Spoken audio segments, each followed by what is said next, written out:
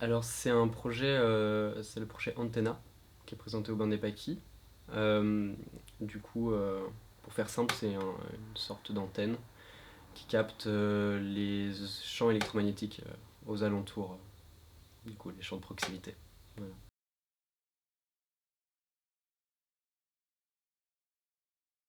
Forcément, déjà par les débats publics sur tous les phénomènes des ondes, la 5G, la 4G, etc.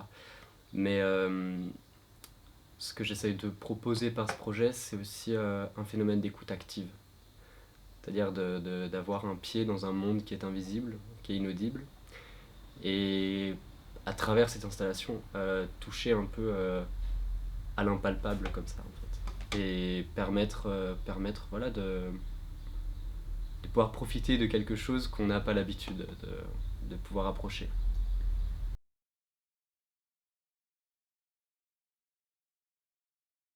C'est forcément lié à la technologie, de par le fait que le sujet principal de cette installation, qui sont les champs électromagnétiques, nous, en tant qu'êtres humains, on n'a pas les capteurs disponibles, on n'a pas été fournis avec ça. Donc, euh, donc je le vois comme oui, cette possibilité technologique d'améliorer nos, nos capacités de perception, en fait. Ouais.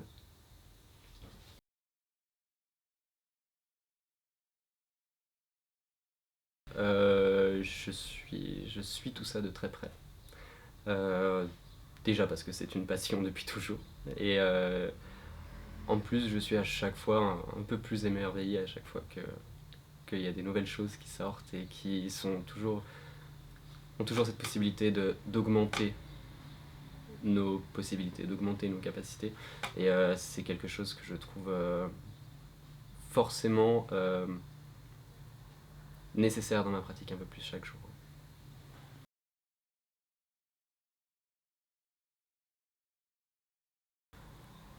L'accélération de tout, forcément. La multiplication des questionnements. Je pense que la technologie est une sorte de reflet, une, une cause et une conséquence à la fois en fait de tout ce qui peut se passer actuellement dans le monde, socialement, économiquement.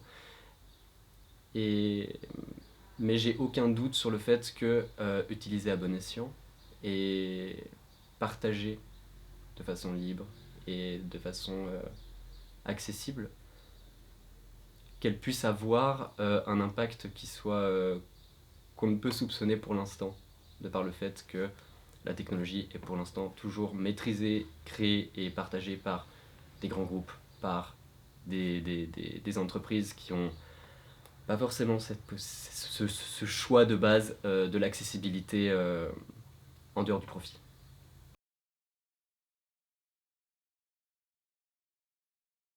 J'ai jamais eu vraiment de grande fascination euh, de par mon travail artistique, tout ça pour d'autres périodes.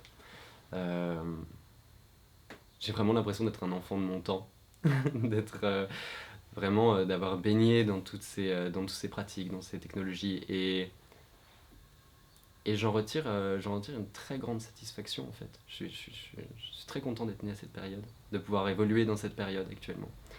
Euh, Bien sûr, cette période est le fruit de mille chamboulements qu'il y a eu par le passé, mais je trouve qu'on a une chance incroyable à notre époque. Euh, Il y a une telle dynamique, une telle diversité, une telle, tel champ des possibles qui me fait assez peu regarder en arrière en fait.